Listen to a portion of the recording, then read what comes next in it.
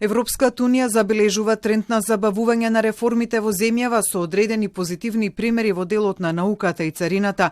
Оваа констатација на Брисел денеска пред Националниот совет за евроинтеграција и Комисијата за европски прашања ја соопшти евроамбасадорот Михалис Рокас, кој при тоа пред членовите на двете тела презентираше список на обврски кои земјава треба да ги исполни за да забележи напредок, меѓу кои уставните измени, имплементација на препораките од ОДИХР, избор на народен правобранител, измените на кривичниот законник, реформи во судството, борбата против корупцијата.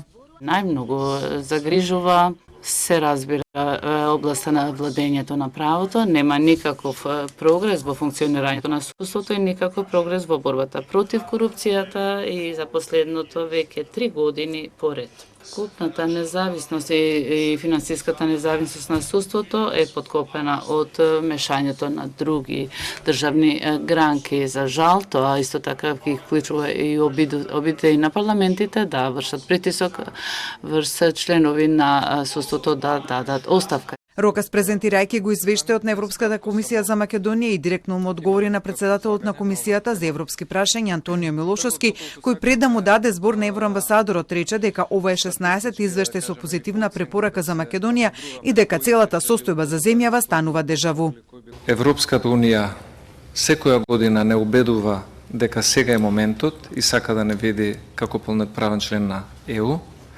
Дали тоа го прави искрено или не, наше е да процениме, а ние секоја година се правиме дека им веруваме, иако и самите имаме сомнеш дали и тие сами веруваат дека се спремни за нови полноправни членки во Европската унија. Да одговорам на Антонио Милошовски, ова е најискрено. Ние сме за целосна интеграција и ова е одговорот. Пред Националниот совет и Комисијата се обрати председателката Гордана Селјановска-Давкова, која зборуваше за тоа дека процесот на евроинтеграција мора да се ослободи од вордингот дали има или нема политичка волја во земјава и освен постапките на земјата кандидат, нека треба да се анализира и перцепцијата на Европската унија, односно Европската комисија, како креатор на извештајот. Спортскиот речник го слушам. Понекогаш ме нервира.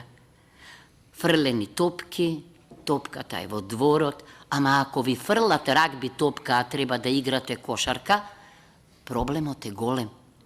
Ако судијата е истовремено и капитен на тимот со кој што требате да играте, проблемот е голем.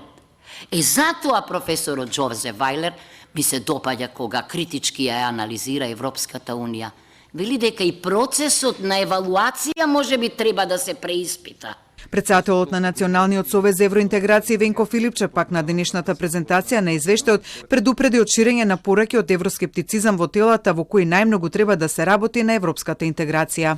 Ниту има алтернатива, ниту некој разговара за алтернативи во Европската унија, сето тоа се спинови на нечии изјави со цел да се намали дополнително желбата, ентузијазмот на граѓаните за вистинските чекори кои што треба да следат од страна на владата. И му благодарам на амбасадорот Рокас, кој што експлицитно на почетокот кажа дека овој пат нема никаква алтернатива. За извештајот на Европската комисија, министерот за европски прашања Орхан Муртезани пак рече дека наместо тој да се гледа како анализа на досегашната работа, треба да се чита како повик за амбициозна реализација во периодот кој предстои.